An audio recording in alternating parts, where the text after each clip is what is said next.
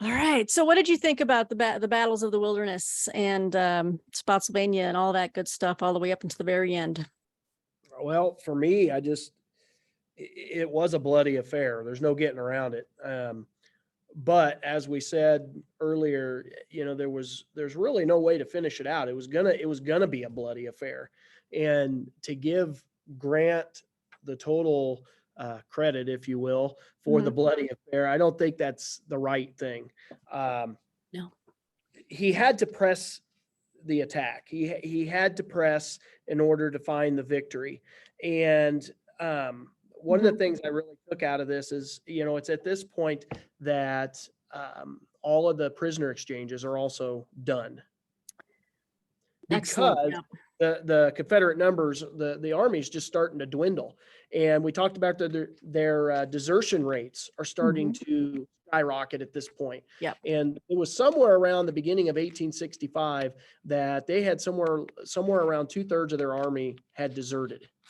And I just think that is astounding. That huge number of whether it's are they leaving just to go work the farm? Are they leaving because they don't believe in the cause? My classroom, I was reading this as we were covering it in class. Yeah. And so it was really interesting. We had some good discussions in my classroom about what do you think the reasoning was? Why is it that this army's all left?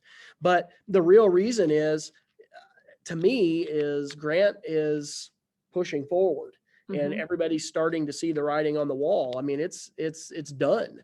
Right. And so the prisoner exchanges have been done. And we also start to see, and this one baffles me, that the Confederacy is now starting to think about using African Americans, these former slave, or no, excuse me, the slaves that are left in the army. And Yeah. I'm thinking to myself, what in your right mind would make you think they're going to want to fight for you?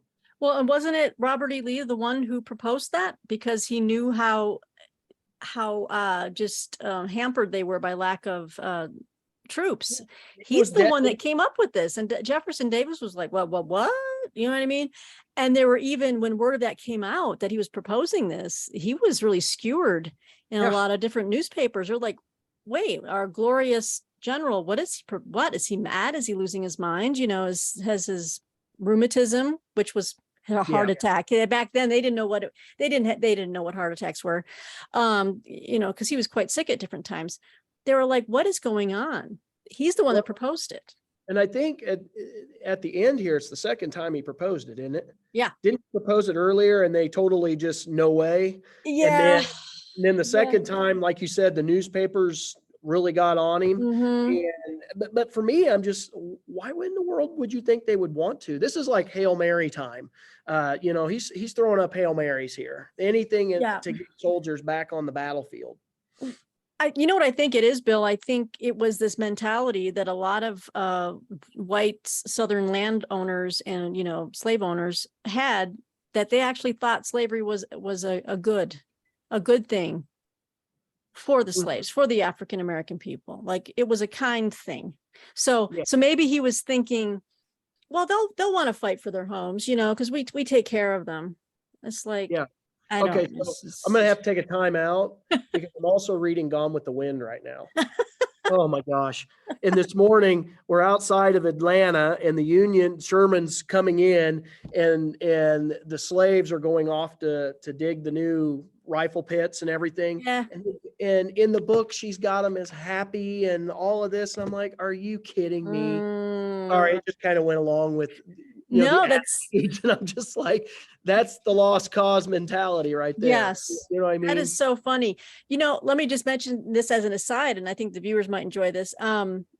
You mentioned that you got into the Civil War history through the John Jakes' North and South trilogy. I think so did I. And recently I was telling Martine that I was like, I loved that miniseries back in the day. I had it on VHS. I That's got a what DVD. really catapulted, Patrick Swayze to stardom. And she goes, well, what can I get you for your birthday? Because my birthday's coming up this month. And I was like, I've been looking around for a Blu-ray of that, but they don't have it on Blu-ray. She goes, I can digitally download that on HD, but it's Not $40 per season. And I was like, well, So guess what? We started watching North and South just a few nights ago, and I hadn't watched it in years. And oh my goodness, talk about everything is so dated in certain things. Like, yeah, how did the Maines really, apparently their slaves were very happy on the plantation, like Yeah. we're rolling our eyes at some of these portrayals of African American people. And I'm like, oh my God, this is But horrible. to the show's credit, the sister up north, Virgilia. Virgilia calls them out on that. She did. Played by none other than Kirstie Alley. She Yep. was fantastic. Oh, we're having a great time rewatching this series. I highly recommend it. And you should watch it again, Bill. I think you'll really enjoy it. Yep. Just anyway, so just to go in with that, yeah, it wasn't just a happy, people wanted to be free, as people want to be free everywhere in any age and time. Okay, so having said that, yeah, so Lee is proposing arming the slaves to help the Southern cause, and obviously that does not take off. Society. Okay. Let me add into that real fast, because I wanted to make sure the viewers who are not, if you're not familiar with Civil War, what all's going on at this point. So we've got Grant, who's driving south from DC, driving south through Virginia towards southern Virginia, towards Richmond, and kind of wrapping around the southern end of Virginia. He has sent Phil Sheridan out to the Shenandoah Valley, and he's burning and pillaging that. You've got from the south moving north is Sherman. He has in just before the election of 1864, he has captured Atlanta. He has taken, and then by Christmas, he's taken Savannah, and then he starts moving north through South Carolina, and he is kind of parked in North Carolina with two jobs, making sure that Lee doesn't escape going south and making sure that Johnston doesn't come join him from the south. He's kind of got a dual role there. And the Union blockade is fully in effect at this point, and everything's shut down. So not only do we have this lack of soldiers for the Confederate Army because they're either dying, they're in prison, they've ran away, multiple reasons. But I also wanted to point out in chapter 17, he starts giving us some of the economic repercussions of this. Yeah. And on page 341, he's talking about over the winter of 1864-65, the prices in Richmond. And so this is just kind of adding to the issue.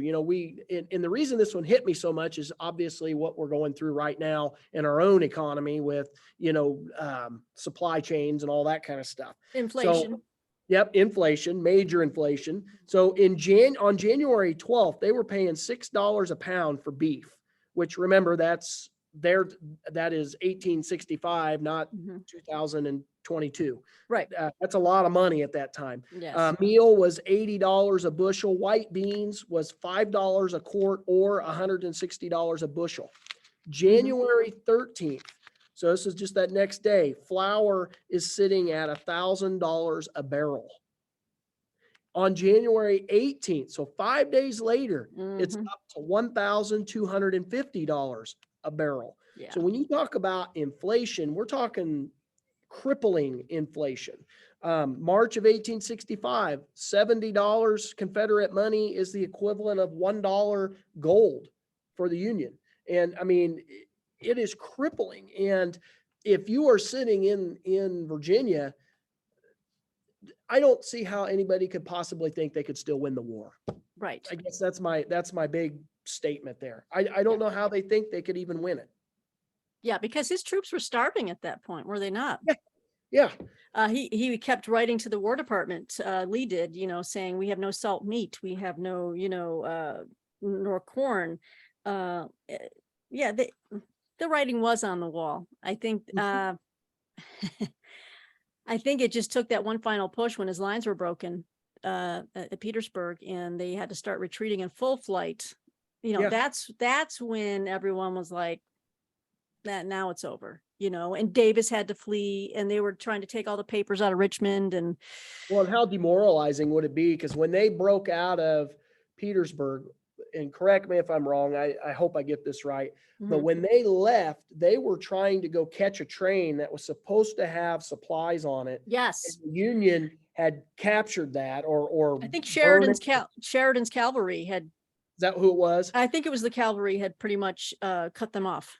Yeah. And so, he's going with, his soldiers have this expectation, hey, we're going to get to eat dinner, and there's no dinner. Yeah. So yeah, And after that, being hungry is it never was fun. more of a humanitarian like mercy mission of I Mhm.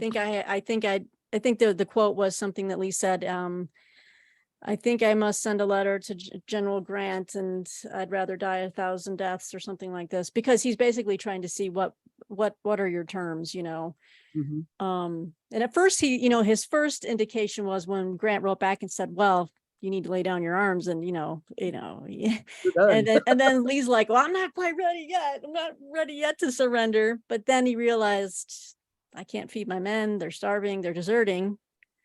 They were basically hemorrhaging off and running off into the countryside. So then you have Appomattox, right? And that was a very stellar moment of, well, I don't know.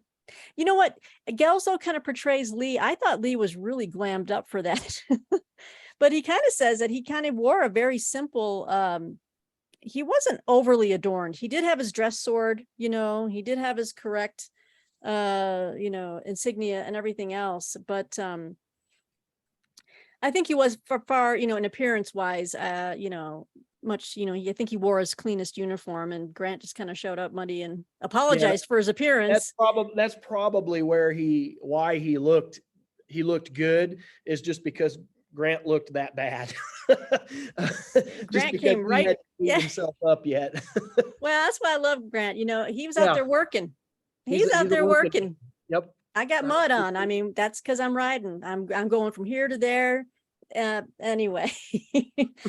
So he surrenders, and it's, I think it breaks him mentally and probably physically. I think he wasn't long for the world, especially after he had like, how many heart attacks did he have? Like 2 or 3 by that Yeah, time?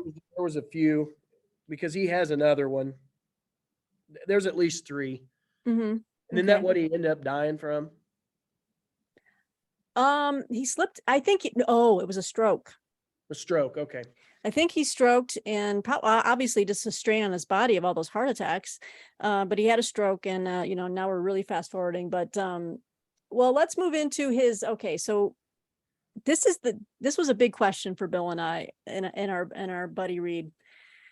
The aftermath of the Civil War after Lee's surrender. Jefferson Davis goes on the run. He's eventually caught. Joseph Johnston surrenders shortly after to Sherman. And pretty much that's, and then in fits and starts in different little areas, the rest of the holdouts surrender as well. But those are the biggies, right? It's just Lee, Johnston, and then Davis. And then it's just it happens all so quickly. Like Lincoln had a beautiful vision that we never got to see how he would have handled the peace. We saw how he handled the war, but we didn't see how he was going to handle the peace. We have indications of how he was going to handle it, which was, like you said, Bill, let him up easy, right? New book out by John Avlon. Lincoln and Oh, I read it. Struggle for Peace. I did too. I just Yes. got done with it this morning. And that was his main message, was Lincoln was let him up easy. Yes. Let him up easy. Yep. So anyway, sorry. That's great. That book. That a little plug for that book. It was a fantastic book. I highly recommend it too. But then he was assassinated so quickly after, all of that happened. And, there were a lot of people questioning whether Davis and Lee should have been put on trial for treason and executed. And Guelzo's one of them. He's one of them that struggles with that. And so Yeah. I wanted to go back to the very beginning. So this is actually perfect time for this. Okay. The very beginning of the book, in the prologue. Yeah. Let me read just the opening lines, if you let me do that. Absolutely. So this book began in 2014 in what now seems like almost another world, with a single question: how do you write a biography of someone who commits treason? The question is complicated because the usual task of the biographer is to perpetuate a man as he was in the days he lived, a spring task of bringing to life again, constantly threatened by unseasonable freezes. What my question suggests is that there may be some lives that we hesitate to perpetuate, and among the reasons for that hesitation must surely be treason. In the case of Robert Edward Lee, this turns out to be an even more serious hesitation. Being a Yankee from Yankee land, it has always seemed to me that the treason Lee committed was aggravated by the nature of the cause for which he committed it, the protection of legalized human slavery. And that rankles me to the soul of my abolitionist boots. I'll stop reading there. I absolutely love that line, though. Yeah, no, So, absolutely.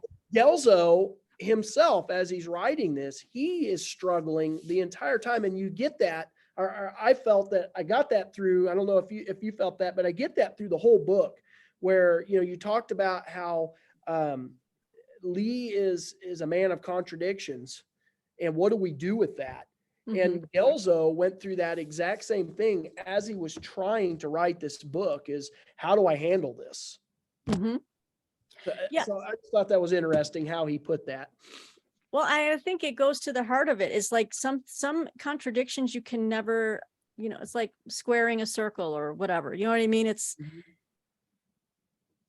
I think at some point you have to come to a place of acceptance of I cannot make 1 + 1 = 2 in this case. At first we can't get to the heart of it. I mean, if we had more time with Lee, or if other people had plumbed his mind more, he's a mystery, and he's so many contradictions. And what I loved about the prologue too, and I highly recommend anyone who reads this book to really study the prologue, is he mentioned some of the books that have been put out about Lee over the years. And I remember one of my first anti-Lee book that really set the pace for me and really shook me was The Marble Man, Robert E. Lee and His Image in American Society, by Thomas L. Connolly. That was written in 1977. But that basically, it seized upon the Lee and his contradictions, that, and it says here, but casting Lee in contradiction as either saint or sinner, as either simple or pathological, is in the end less profitable than seeing his anxieties as a counterpoint to his dignity, his impatience and his temper as the match to his composure. So I guess in a way we're kind of saying that, there's the good and the bad, right? You got to take all of it. There was a lot of bad, but there was some good too, but there was a lot of bad, and treason being one of them. So after the surrender, and he goes back home, and he's kind of waiting to see what they're going to do with him. And he finds out that, they're going to pardon him as per the agreement that, the treaty, or, what they signed at Appomattox. And he was very appreciative of Grant giving him such gracious terms that men could just take a sidearm, to go home, and a horse to go and plant, and to shoot the birds, and, something to go home and that was it. But a lot of people are like, why? I don't know. You tell me what you thought. Because I think in the end, what happened with the country and with the treason thing, like, obviously there's some other folks out there on BookTube that are very adamant about. I know at one point I did say that I thought Davis and Lee should have been tried for treason and probably, hanged or shot or something. I think I've tempered it a bit now, just because I've told you this in a message with you, Bill, that I think Lee should have been in prison and stayed in prison for a very long time. Lee never served a day in prison. Jefferson Davis did, in a very unpleasant place. I think it was someplace out on an island, and there's cold, damp. The dry tortugas. I think so. Yeah. He was, at least he had some type of imprisonment, incarceration. He was. All I know is it was someplace like that. I think it might have been. It was off the coast. But Lee never did. And what happens to Lee as he's trying to figure out his transition to civilian life, and how is he going to make income? And and all this kind of stuff is, you know, he's approached to be a president of a small college in, was it Kentucky? I think it was Where Kentucky. was it? Where is Washington College? I think it was like Maryland or West Virginia, right in Or that West area. Virginia. That's what it was. Yeah, I think it was West Virginia. yeah.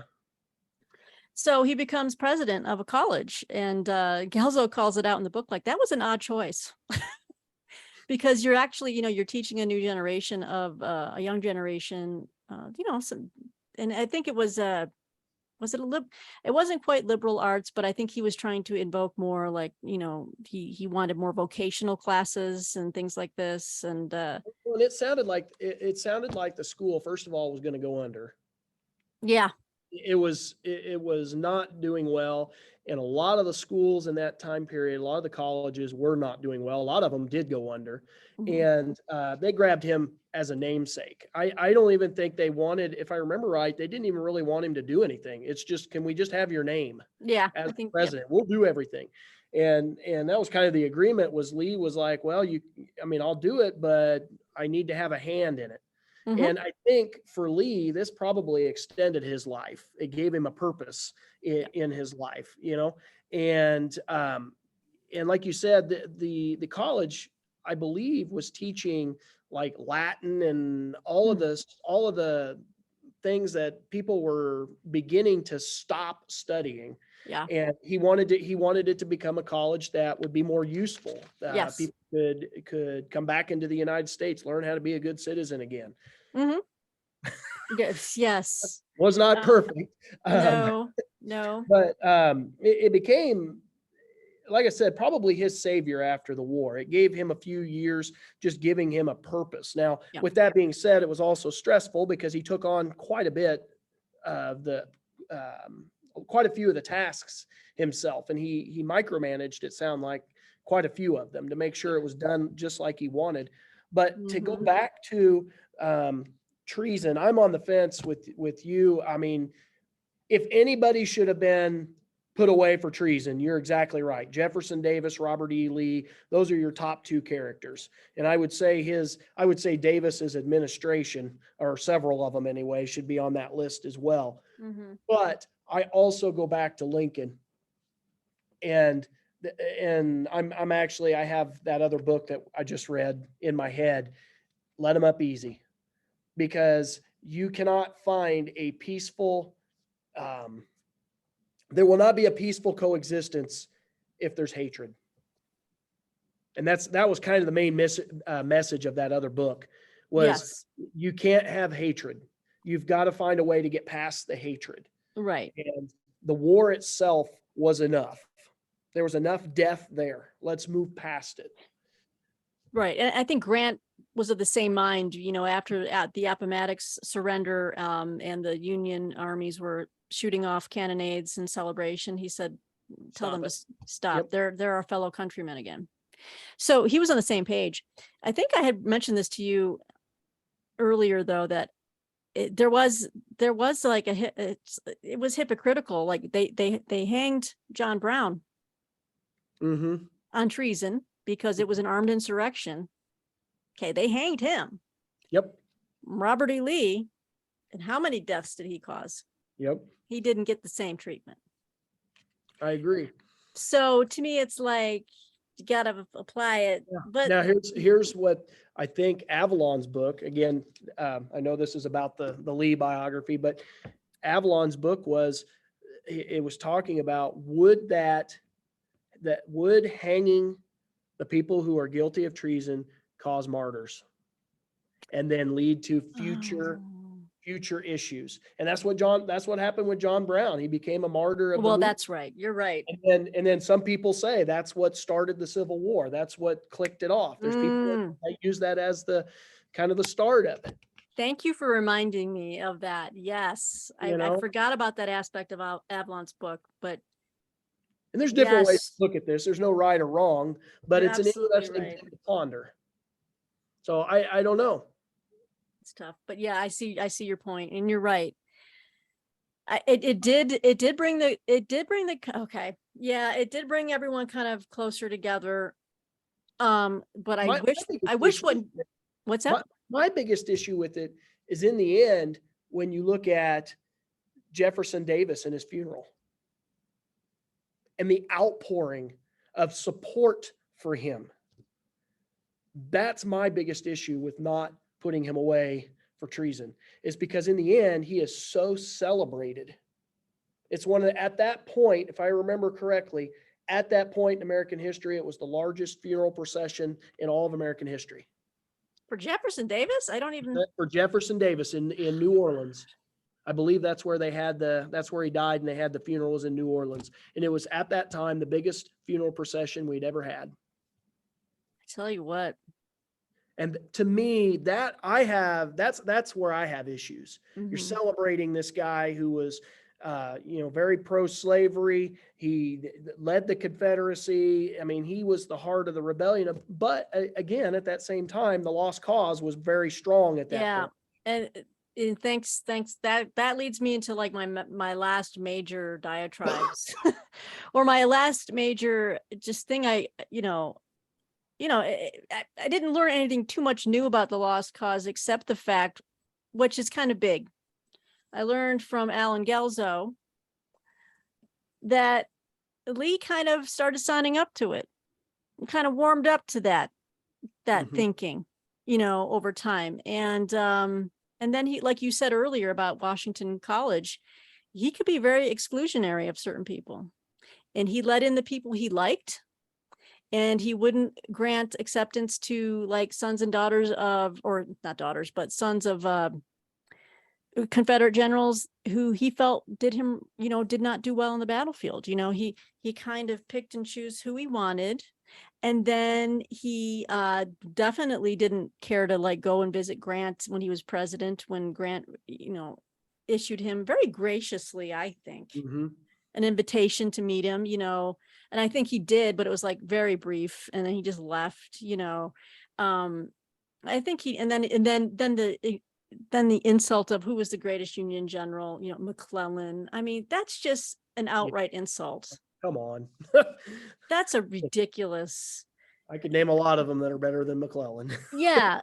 So, but the lost cause, the big leaders of the lost cause were Jubal Early, John B. Gordon, who's a Georgian, and I'm trying to remember, I think Early was a Virginian.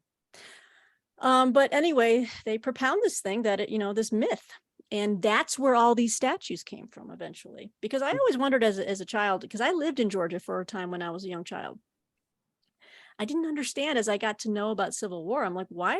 Okay, well, I live in the South. Okay, so I guess, but this person betrayed the country, the USA, the star, you know what I mean? The Stars and Stripes. You see that flag.